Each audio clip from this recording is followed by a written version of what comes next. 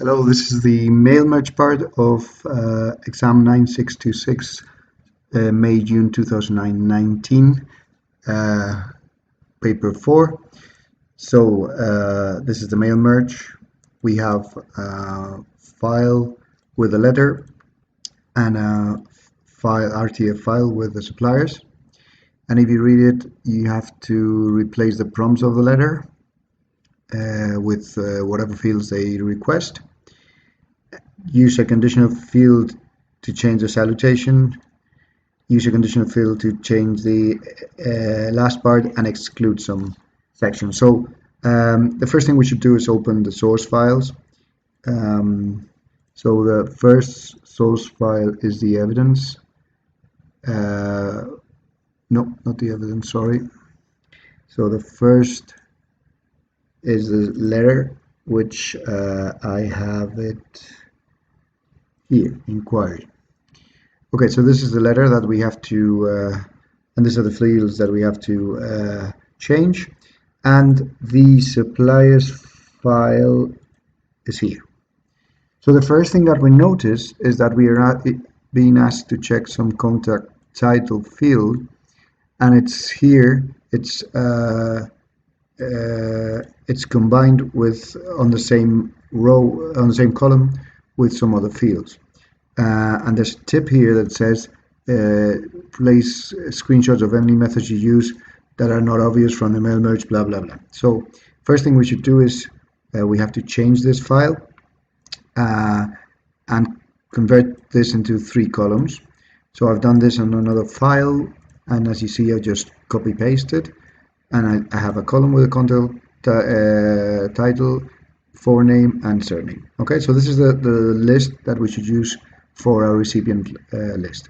So now we open the we start working on the letter. So the first thing we have to do is go to mailings, start mail merge, and select letters, and then we have to select recipients from an existing list, and we go to the file which is here, and we select our file, and that's it. So now we have our recipient list, and then we start working. Let's start with the date. We're being asked for a date in this format. This is fairly common in exams. If you go into mail merge, into the insert date and time, you will see that that format is not here. So what I do normally is I go to quick parts field, select the date and time, the date here, and then I literally just copy the format that is being requested. And you'll see that you get the date and time exactly in that format. So once I've finished with whatever the instructions were requesting, I delete the instructions. So I have this here. Then I need the supplier name, so I'll do it in front, so I know what I'm being asked for. This is easy, supplier name, and that's finished, so I just remove that. Then supplier address, 1 field per line. This is easy. I'll just go here and address 1, address 2, address 3. And then we get to the fun part, which is the conditional field for the correct salutation, which has 3 conditions. Contact title, full contact name if the title is doctor, sir, madam if you don't have a contact name, or just a contact name. So you can do this in 2 ways. You can do nested ifs, or you can do one if after the other. As that is easier, I'll just do the second method. First we have to understand what happens here. If we look at the list of recipients, if the contact title, if we don't know the name, so it's when it's unknown here, the contact title, we have to put the sir, madam. If it's anything else except doctor, it's the forename, and if it's doctor, we have to put doctor and the name and the surname. So let's put the conditions. So I'll work here so I can see this. So the first one should be the unknown. I can do here the rules, if then else. Contact title is the unknown. Make sure that whatever is here is exactly the same as what you have here, and there are no spaces left. Sir, madam. Okay, let's check. It was Sir, madam, yes. So make sure that there are no spaces here at the end of each field, because if not, he won't. If you leave a space there, the if will not work. Okay, so make sure that there's no spaces at the end or at the start of your fields. So, first one done.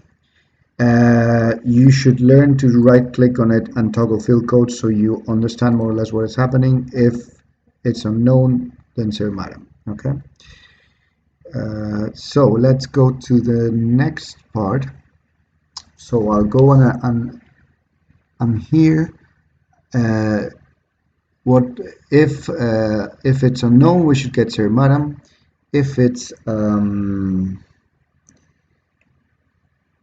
so we'll do that again so you see what we've done. Insert contact title if it's unknown.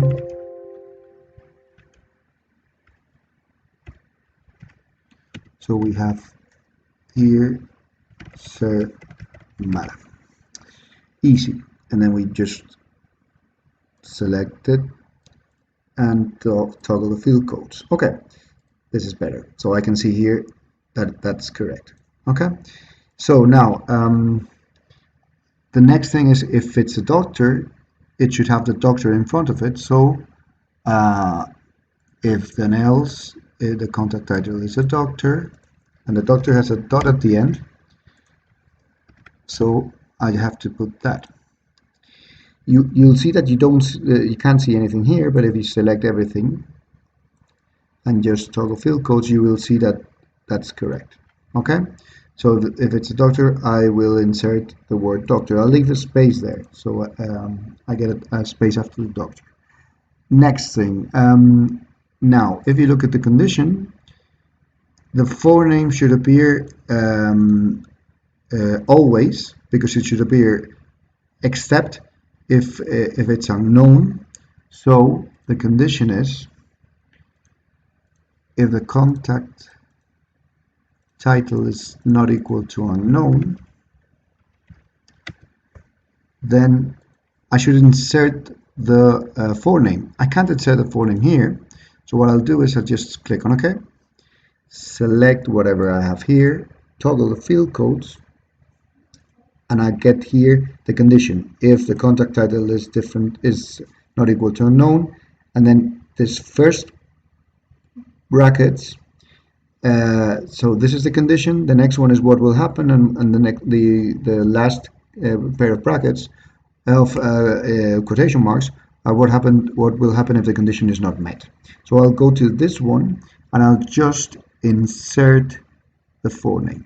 Okay, so it might look as if it's disappeared, but if I right click on everything and just toggle field codes, I have it here. If it's the contact title is not equal to unknown, write the merge field. So okay, perfect. I'll go here, I'll insert a space, and then so we have Sir, Madam if it's unknown, Doctor if it's the doctor, the forename if it's not unknown, and then only if it's a doctor we should insert the surname. So if we get here, if it's a doctor, then again we can't insert here, so I'll just do this, select everything, toggle field codes, get to the condition, insert the surname there. I don't get anything, but I just right click there, toggle field codes, and check that my condition is correct. Okay, so that should work. I can preview the results and I'll get Dear Sir Madam on the first one. That's perfect. Dear Dr. Morado, boom, boom, boom. That seems to be working. Okay, so I'll go to the this is correct. I'll go to the next part. Suitable text requesting the information. Well, this is just, you have to write whatever you want. It says requesting the details of the current stock list. Dear sir, please send us the details of your current stock list. Okay, you can write something more, but this is enough. So the last part, conditional field for the correct closure. This is easy. You have to write yours faithfully if the contact name is unknown. The contact name was unknown when the title was unknown. So I'll just insert. I don't want to remove that comma, so I'll do it like this. Yeah. Insert here the condition if the contact title is unknown. It's yours faithfully. If not, it's yours sincerely. Perfect. Done. And then I can check it again. Yours sincerely. I'll go to the first one. Yours faithfully. Yours sincerely. Yours sincerely. Correct. Okay, so you should then just write your name, candidate number, whatever, wherever. I'll leave this as XXX, YYY, and ZZZ. Okay. And then we have a last condition which says current stock list for these three suppliers are already available. Exclude them from the merge. We can do this in two ways, well, probably more, but two easy ways. First one would be to edit the recipient list. Just look for the suppliers, unselect them, and we will not have them on the list. That's an easy way. Okay. It's the three suppliers. The three suppliers that we have are Form Medline Goodsons.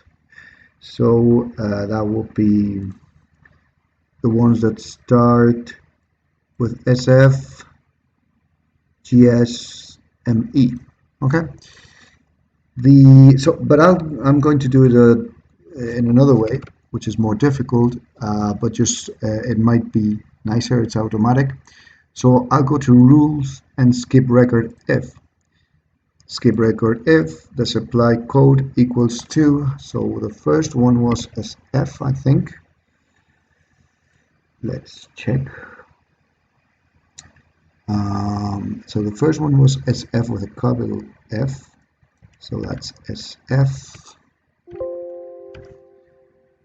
And then I'll go another one and I'll say the skip record if the supply code is ME. Skip record if the supply code, that's ME. And the last one was GS. Okay. So I'll skip record if the supply code is GS.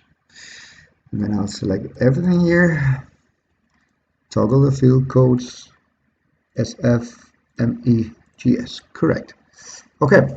Don't worry if you get the 10 letters here, or even if in the previews you'll see the 10 letters, because then with those codes here, when you finish the mail merge, you won't get them. Okay, so you can just check that everything is correct, and then finish the mail merge.